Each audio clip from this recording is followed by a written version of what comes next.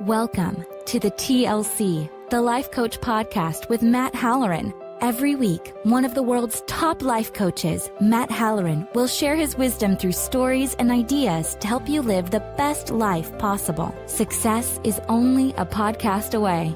Now please welcome your host, Matt Halloran. Hello and welcome to episode number 25 with the Life Coach Podcast. My name is Matt Halloran.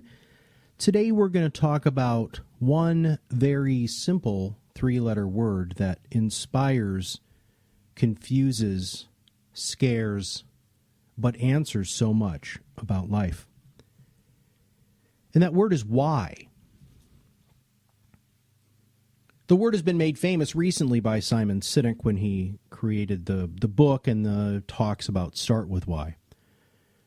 And we're going to talk a little bit about that. And if you haven't heard or watched his TED Talk or read his book, I highly recommend that you do. It's a wonderful read, very well written. He's an amazing speaker because he truly understands his why. But that's your personal why. I am asking why in a little different context.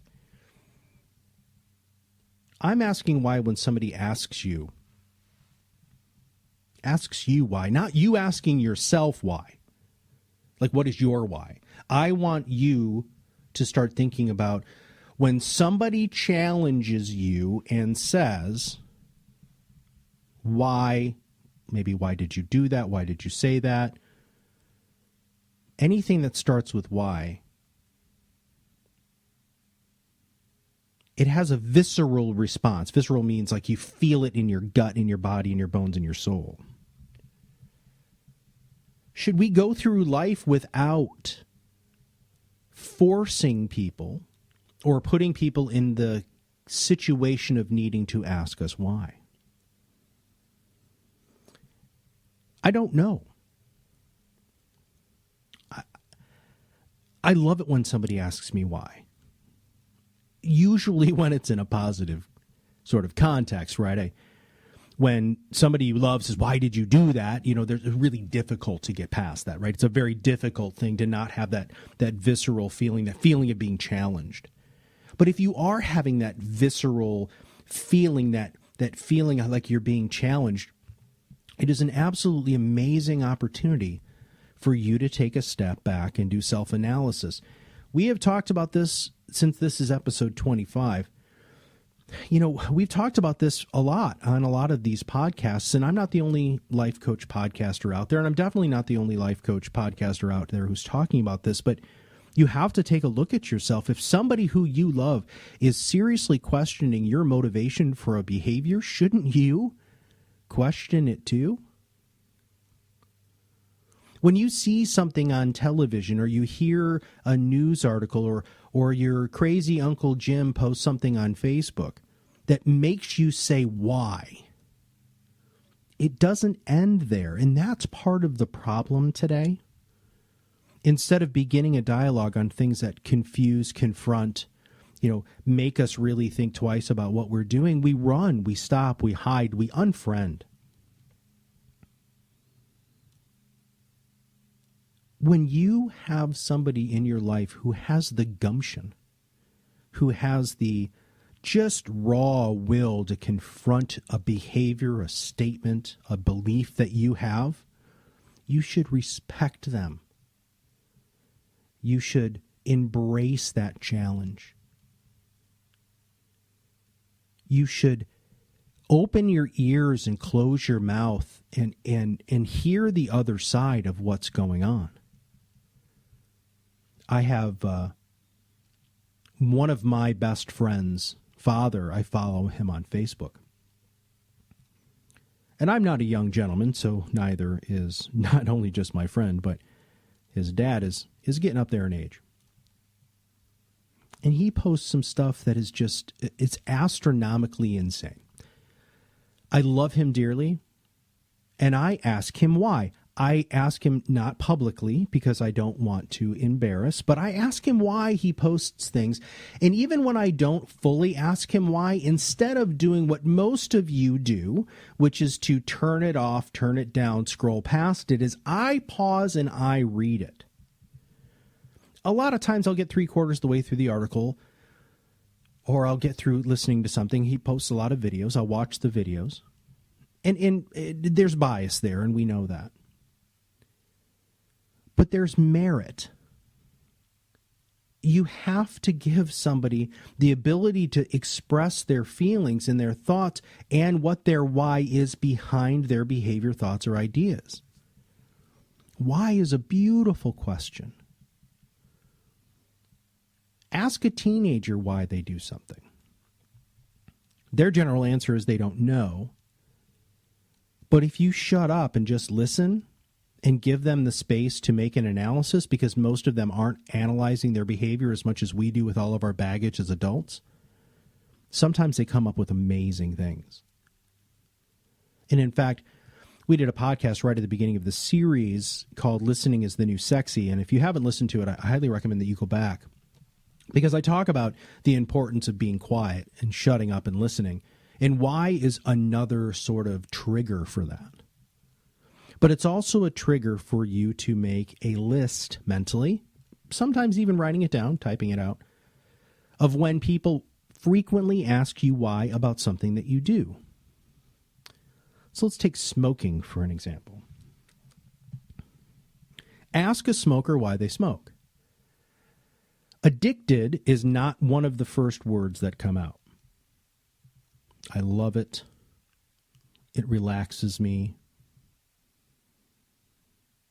It's the only thing I do for myself. So you get them talking about it. You ask them the why question. And try to not ask them why like you're about to come out of your skin and become a raging, blood-sucking vampire who's going to feast on their neck. What you should do is ask them why in a caring, nurturing way. And when they're done with the answer, if you go back and listen to the Listening is the New Sexy podcast, you're supposed to wait 5 seconds to see what happens next. And I've done this with friends of mine who smoke specifically, and it gets them to continue to dive deeper and deeper, or as Fritz Perls said, peeling back the onion until you get to that wonderful center. And if you allow somebody to get to the center on their own with that why question, you can change behavior, or at least enlighten them to the foundations of their behavior, which in turn means you can do the same thing for yourself. Start with Why with Simon Sinek really talks about motivation behind marketing. I mean, if you really break it down, he's a business guy. He's talking about how do you communicate your unique value proposition, or who you are, what you do, how you do it, how you're different, and why do I care?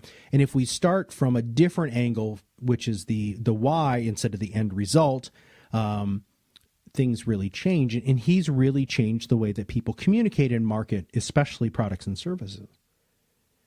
But if you're going to start with why, if you wake up every single solitary morning and you say to yourself, I am going to be this way today, and here's why. I am going to be successful today, and here's why. I'm going to find one person to smile at, or to open the door for, or to be kind to.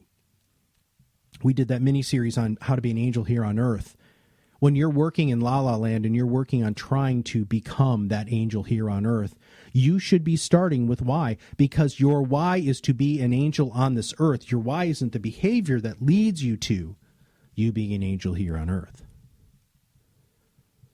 I try to do that personally. I don't think it would be fair or really with any sort of integrity if I did these podcasts and I wasn't a person who tried to do these things for myself or for my clients. And I woke up this morning and I had a team retreat with one of the businesses that I'm running. And my why today, so my foundation today was going to be the best boss I could possibly be, to be supportive, help with innovation, help with creativity, and empower my team to take more ownership in their jobs, which they already do a really good job with. But my why was not motivated by profit. My why wasn't motivated by being manipulative to get my employees to work harder for less money. It was because I believe that if I can do that, my why is I want to be that boss I never had. That was my why today. And man, when I got on that call today, it's a Skype call all over North America and actually even into the Philippines. I came to that call with a different energy because I asked myself why. Why am I doing this? What is my motivation? If you see actors or actresses who are out there and the director says, I want you to say the line this way, and the actor or actress looks at the director and says, well, what is my motivation? That's your why. What is your motivation for what you do? When you're lighting up that cigarette, why are you doing that? What is your motivation? When you're doing something positive, what is your motivation? Is it to be a good and faithful servant to your God or spiritual being? Is it to enlighten somebody else's day? Figure out what that core is, because when somebody turns to you and says, why did you do that? You're going to have a good answer. They're going to look at you differently because they're going to look at that as not a whimsical misjudgment or a whimsical issue. They're going to say, wow, they thought about that beforehand. Because very few of us think before we act. And if you pause and ask yourself why, that changes the whole game. If you haven't subscribed to the podcast yet, please do. All you have to do is click the subscribe button below. And if you haven't liked the podcast, if you haven't found me on Facebook, LinkedIn, or Twitter, please do. All of that stuff is on the page that you're on right now. And finally, if you wouldn't mind, if you could provide me with a review, good, bad, or indifferent, I'd appreciate it. Because a lot of times I'm just kind of sitting here with a microphone, looking at a screen, thinking to myself, I really hope people are digging this. I hope I'm doing a good job. I hope I'm giving you guidance to help you just live a better life. Because remember, this is our only go, people. In this body, at this time, on this day, in this revolution around the sun. And I hope that you're going to make the best of it. I'll see you on the other side of the mic very soon. Thank you for taking the time out of your busy life to listen to our podcast. Remember, a single change, no matter how big or small, can start you on your path to live your best life possible. You deserve it. We will see you on the other side of the mic soon. Have a wonderful day.